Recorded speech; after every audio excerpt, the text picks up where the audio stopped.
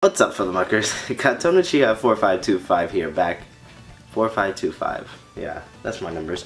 4525 back here with another video. I said I was gonna screen capture the surface, but I got really distracted today.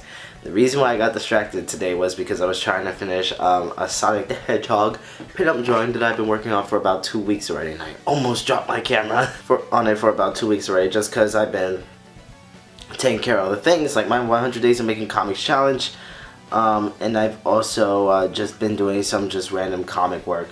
I've been working on that commission that I told you about yesterday, and yeah, today was a pretty productive day. I got up at 8 o'clock. I went out at 9, sat in the cafe for hours until about 4.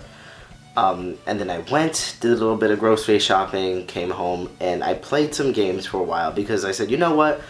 I have been doing an ample amount of work for these past couple of days. I deserve a break. And it's like, even when I tell myself you can have a break, I still find myself not wanting to take that long of a break. I would find myself wanting to take a short break.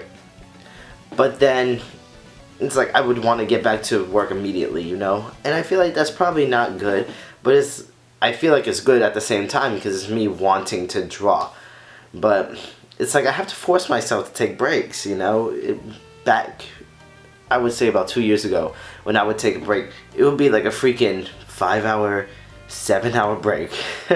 Now I can only take about like a 2-hour break, which is not bad. Like 2 is the maximum, because I would be playing games that would be making me so mad, and to the point where I just rage quit and I could just exaggerate all this anger and focus it on my drawings for that day. So I guess there's a good part of playing games, you know. It can make you rage quit and make you want to go back to drawing comics or pinups. But let me show you guys what I was working on today. So I was working on this pinup drawing today, and I sent this off to IDW just now. I really like the way it came out. You know, I was using a lot of Matt Hearn's references for doing the colors. I'd say this is really not bad. I'd say this is my best coloring work yet, just because I used a completely different color tone than what I usually use, and it works.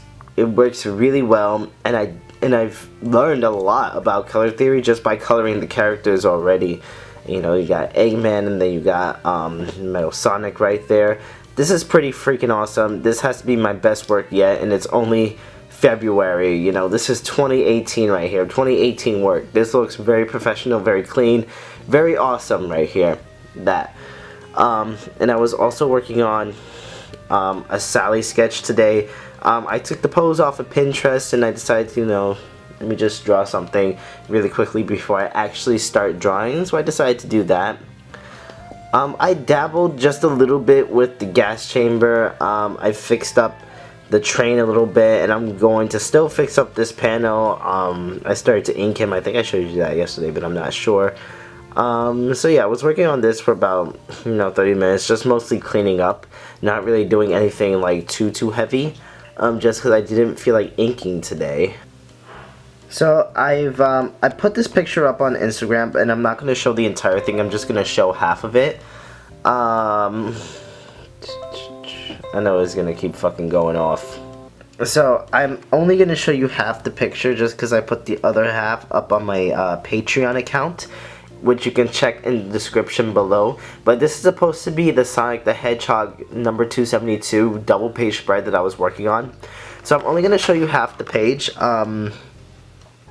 So since this is a double page spread, you can find the script over on Ian Flynn's website. It's supposed to be Sonic doing a spin dash and then going up on the next page, and then Bunny going there onto the next page. I've already mapped out my foreground, my middle ground, and my background. So I was drawing out the background. I mapped out the perspective. Now I'm going to draw the plane. Since it's the oil ocean zone, I'm going to have some oil there, and I'm also going to have just, you know, some structures. I'm going to have the city showing in the background, because in the script it says the city is always showing in the background when there's a wide shot. So I have that there. In the foreground, which Sonic is coming in from the middle ground, so is Bunny. Bunny is going instead of going into the foreground, she's going into the background, and then she's going to come back to the foreground in the next page. This is going to be a pretty freaking awesome page, especially with the 2-point perspective I have on this page, and then it's going to be on the next page. It's going to look very fucking stunning in my vision, and I can't wait to finish it and show you guys. It's probably going to be up in the next 2 days because there's going to be a lot of detail within this page. Really can't wait to show you guys that. So yeah, it was mostly just Sonic the Hedgehog related stuff today. Just because I wanted to finish that pinup, and that got me so inspired to just draw Sonic for the entire day. So yeah, and I really just want to get these pages done and finished and send them off to IDW and start working on my next project. So that's the go. I'm really just hitting this as hard as I possibly can, and I don't see myself stopping. And you know, I just really hope I can break in somehow just by, you know, working hard and just learning a lot of comic book knowledge and comic book terms. I think that would really help me gain a better understanding of sequential art, and also just watching a lot of, you know, I've been watching a lot of cinematic game cutscenes, like the Halo 2 anniversary cutscenes. I'm always watching that because it's like I see something new every time, I hear something new every time, and it's like if you watch the same thing over and over again, you start to hear and you start to see things that you wouldn't have seen the first couple of times watching it.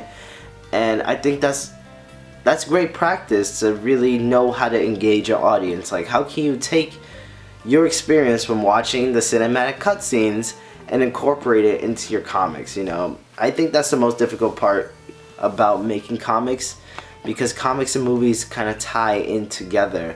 You know, they're both engaging with the audience, but in different ways, but it's really similar. It's very interesting, and Will Eisner talks about this in his book, actually, that you can read. I'm not sure, I forgot what the title. I'm actually reading the book right now. It's Sequential Art, Visual Sequential Art. It's the blue book, so look for Will Eisner in his blue book. You know, that's a really long, complicated title, and I don't remember it off the top of my head. But yeah, I hope you guys enjoyed this video. Please leave a like if you do. Please share the video. Please check out all my social media in the description down below. Check out my website where I'm always updating content now. Check out my Patreon if you want to continue to support me, my art, and my dream of working at IDW. I greatly appreciate it. Check out my Twitter account. Sometimes I post art there first. So yeah, I will see you guys in tomorrow's video, and I really hope you enjoyed this video.